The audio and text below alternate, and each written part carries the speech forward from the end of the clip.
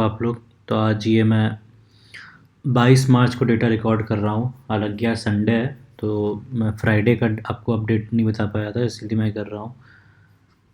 Friday को ½ % market बढ़ा है निफ्टी 50।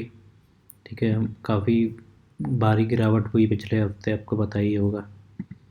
ये देखो, एक महीने में 9% टूटा है निफ्टी 50। ठीक है, उस हिसाब से कुछ नहीं है, बस वही थोड़ी सी राहत वाली बात है। और आज का भी न्यूज़ बहुत कुछ खास है नहीं। अमेरिका ने धमकी दे दी है कि ईरान वो कैनाल नहीं छोड़ेगा, स्ट्रेट ऑफ हॉर्मुज़ वाला, तो 48 घंटे में ओपन नहीं करेगा सबके लिए, तो उसके कॉन्सिक्वेंसेस बहुत ख़राब होंगे। और ईरान ने भी धमकी दे दी है कि हमसे कोई कुछ करेगा तो हम उसका मुंह तोड़ जवाब देंगे, और ईरान देता भी आया है। आप देखना, आप अपनी कैपेबिलिटी में अपना जो भी है वो पीछे नहीं हटता है, वो मारता है वो। तो गिफ्ट निफ्टी कल 300 पॉइंट गिर चुका है, तो मेरे हिसाब से मंडे ट्यूसडे और गिरेगा ये जो भी चढ़ा है ना, ये 300-400 पॉइंट और गिरेगा, ये 22,000 पे आ जाएगा, देखना कल। ठीक है, चलो बाकी दूसरे इंडेक्सेस देख के बता दूँ मैं। ग्लोबल इंडेक्स का हाल देख लो, यही है। गिफ्ट निफ्टी 1.25% गिर गया, 300 पॉइंट। डाउ S&P सब गिरे हैं, निक्की गिरा है, हैंगसेंग गिरा है, टैक्स गिरा है, कैक गिरा है, FTSE 100 सब गिरे हैं लाइन से। और इंडियन इंडेक्सेस में भी ये फ्राइडे तक का ही है, इसीलिए अभी इफेक्ट नहीं किया था, थोड़ा थोड़ा बढ़े हैं सारे। या मंडे का यही सेम चीज़ देखना, सब गिरे हुए होंगे। ठीक है, चलिए आप लोग को अब अपना वो दिखा दूँ, म्यूचुअल फंड का पोर्टफोलियो। तो थोड़ा सा फ़ायदा हुआ है, ये आज मैंने थोड़ा सा मिड कैप में डाला है कि मंडे को गिरेगा तो जो भी NAV होगी उस हिसाब से आ जाएगा इसमें। ठीक है, तो आप देखो फ्राइडे के हिसाब से 6,000 रुपये का लगभग फ़ायदा हुआ है, ½ % का। टोटल रिटर्न 32,000 पहुँच गया है 2.29% के साथ। 14,02,000 इन्वेस्ट किया है, 14,34,000 करंट वैल्यू है। ठीक है, इस हिसाब से देखो, टाटा स्मॉल कैप में 0.90% डाला है, मोतीलाल माइक्रो कैप में 0.87% का गेन हुआ है, क्वांट स्मॉल कैप में 0.65, सब आधे आधे % पे लगभग बढ़े हैं, आप देख लेना। ठीक है, बस मेरा एसेट स्मॉल कैप को छोड़ के बाकी सब बढ़े हैं अच्छा खासा। ठीक है, टोटल रिटर्न बेसिस के हिसाब से देख लो तो दोनों एलिसिस फंड्स मेरे लगभग एक 45% का रिटर्न दे चुका है, एक 52% का। बुल मार्केट आएगा, ये 100% भाग जाएगा। ये मेरे सबसे पुराने फंड्स है, मैंने इसी से ही स्टार्ट ही किया था, टैक्स सेविंग फंड से। तो इससे ही मेरी एंट्री हुई थी म्यूचुअल फंड में, और एक पराग पारिक मैंने शायद उस टाइम से किया था, बाकी सारे नए ही हैं। तो आपको यही तीनों फंड पुराने, क्योंकि 2022 के हैं, तो आपको यही तीनों फंड पॉजिटिव में दिखेंगे भी।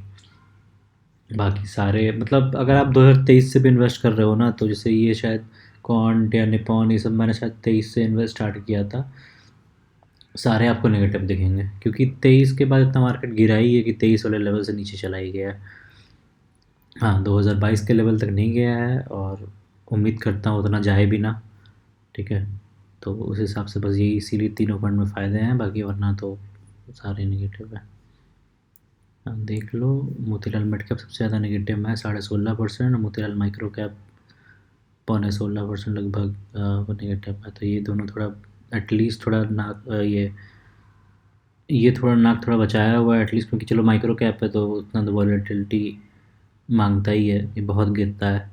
लेकिन बट इसको नहीं इतना होना चाहिए था, ये एक्टिवली मैनेज्ड फंड है, ये तो इंडेक्स फंड है, ये तो एक्टिवली है, तो इसको इतना नहीं होना चाहिए था। But this is how it is, क्या ही कर सकते हैं। मोतीलाल वाले कुछ करें इस पर, IT लेके बैठे हुए थे लोग, और बहुत कॉन्सेंट्रेटेड पोर्टफोलियो था। अब इनका होल्डिंग्स देखोगे, मात्र 20-20 स्टॉक लेके बैठे हुए हैं, जहाँ दूसरे mutual fund 100-100, Nippon small cap में 250 फंड्स हैं इसमें। 250 फंड है, तो आपको जितना डाइवर्सिटी करोगे उतना फ़ायदा होता है। ये मात्र 20 स्टॉक लेके बैठा हुआ है, तो नहीं चलेंगे तो सभी नहीं चलेंगे। अम, बाकी इन्वेस्टेड वैल्यू अब देख लो, सबसे ज़्यादा स्मॉल निपॉन में ही है मेरा, 271 लगा कर रखा था, अभी माइनस में ही है। फिर क्वांट, फिर पराग पारिक, ऐसे ऐसे सारे हैं। और ये तो 10,000 का लगभग ये सब कुछ कुछ नए नए हैं, तो मैंने नए फंड्स ही हैं ये, तो इसमें इसलिए आपको कम दिखेगा, वरना अच्छे खासे इसमें भी होते। ठीक है, बाकी ये जो आपको ज़्यादा दिख रहे हैं सारे पुराने फंड्स हैं, तो अच्छा खासा अमाउंट लगा हुआ है। ये रिसेंटली मैंने शिफ्ट किए 1 महीने पहले, तो इसमें आपको कम कम दिखेगा। ठीक है, बाकी एनालिसिस दिखा लूँ आपको, तो 1 मंथ में इतना है, 6 मंथ में आप देखो कितने उतार चढ़ा हुआ है, 1 ईयर में कितने उतार चढ़ा हुआ है, ऑल टाइम में कितना उतार चढ़ा हुआ है। 2,10,000 तक गया था टोटल रिटर्न, और अभी देखो मात्र 32,000 पे, 28-26,000 पे। सारे मेरे इक्विटी में ही है, 21 fund total. Sector wise financial सबसे ज़्यादा है, consumer discretionary, industrial, materials, health care. Market cap large cap में 30% है, मिड कैप में 18.5%, स्मॉल कैप में 51%। कंपनी वाइज में देख लो, HDFC सबसे ज़्यादा है और सबसे ज़्यादा गिरा भी है ये, बहुत भयंकर इसकी पिटाई हुई है, आपको दिखाता हूँ। इसके चेयरमैन ने रिज़ाइन मार दिया, बोल दिया कि कुछ अनएथिकल प्रैक्टिसेस चल रहे हैं। ये देखो, ये हफ्ते में 1 महीने में पहले तो 14% टूटा है ये, और एक हफ्ते में देखो इतना 800 850 पर ट्रेड कर रहा था, अचानक से गिरा है एकदम। बहुत बड़ा अमाउंट है ये, इसको 52 वीक लो पे आ गया ऑलमोस्ट। देखो क्या होता है।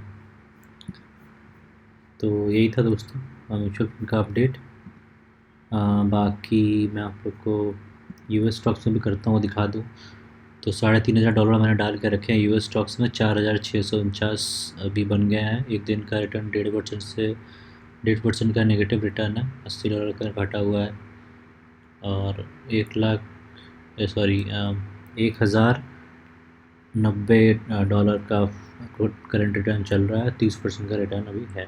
ठीक है, एप्पल 20% दे दिया, अमेज़ॉन 27%, माइक्रोसॉफ्ट 4% नेगेटिव में, Nvidia 67%, Broadcom 78%, alphabet 87%, Meta 7.9%, JP Morgan 37%, Tesla 70%, BitMine 65% negative में, AMD 5% नेगेटिव में, TSMC 80% पॉजिटिव में, क्लाउडफ्लेयर 13% पॉजिटिव में, रेडिट 25% नेगेटिव, पालो Alto 11% negative, crowd strike 17% negative, Netflix 12.5% positive, और ASML होल्डिंग 36% पॉजिटिव।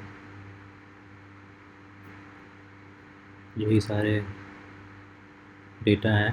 ठीक है, US स्टॉक्स का मैं डायरेक्ट US स्टॉक्स लेता हूँ। ठीक है, कोई म्यूचुअल फंड नहीं ऐसा लेता हूँ, मुझे आइडिया है किस किस को, अपने हिसाब से डाल जाता हूँ। ठीक है, FIDI का थोड़ा डेटा देख लें तो देख लो, फ्राइडे को तगड़ा माल बेचा है इन्होंने, 5,500 करोड़ का, उतना ही DI ने खरीद लिया, हल्का सा ज़्यादा, इसीलिए मार्केट 100 पॉइंट ऊपर बढ़ा, वरना तो ये नहीं होता तो नहीं बढ़ता। अब देख लो, हर बार DI बचाता है, जिस दिन DI नहीं तो कम बचा, या इस दिन मार्केट में ज़्यादा गिरा था। बाकी हर बार देखोगे DI का थोड़ा ज़्यादा या उसके बराबर लगभग हो जाता है, तो बच जाता है मार्केट, वरना तो बहुत ही गंदे वाली पिटाई होती है। इस दिन भी आप देखोगे ज़्यादा सेलिंग हुई थी, बहुत बड़ा मार्केट गिरा था इस दिन, शायद 700 पॉइंट की कितना पॉइंट गिरा था, है ना। तो जिस दिन DI नहीं आएगी या कम खरीदेगी, भाई बहुत ही गिरेगा ये। और कब तक DI खरीदेगी भाई, जितना पैसा SIP का जा रहा है रिटेल इन्वेस्टर्स का, वही तो है इनके पास, और क्या है। तो देखो क्या होता है। ठीक है, बाकी यही था दोस्तों अपडेट आज का, और बाकी कल मार्केट खुलेगा, जैसा भी अपडेट रहेगा मैं आप लोग को दिखाऊंगा। और कल की वीडियो देखना, कल के मार्केट कल भी गिरेगा मेरे हिसाब से, आप वीडियो चेक करना जैसा भी होता है, और फिर जो भी अपडेटेड होगा मैं आपको अपडेट करूँगा वीडियो बनाना। ठीक है, मैं डेली वीडियो डालता हूँ, जिनको नहीं पता, जो नए हो चैनल पे, और मैं बाकी वीडियोस भी चेक कर सकते हो इस चैनल पे। ठीक है, सब्सक्राइब कर लेना और शेयर कर देना अपने दोस्तों में, जो म्यूचुअल फंड्स बाई करते हैं या शेयर मार्केट की न्यूज़ देखना पसंद करते हैं। ठीक है? तो ओके, गुड बाय, मिलते हैं नेक्स्ट वीडियो में। Thanks for watching.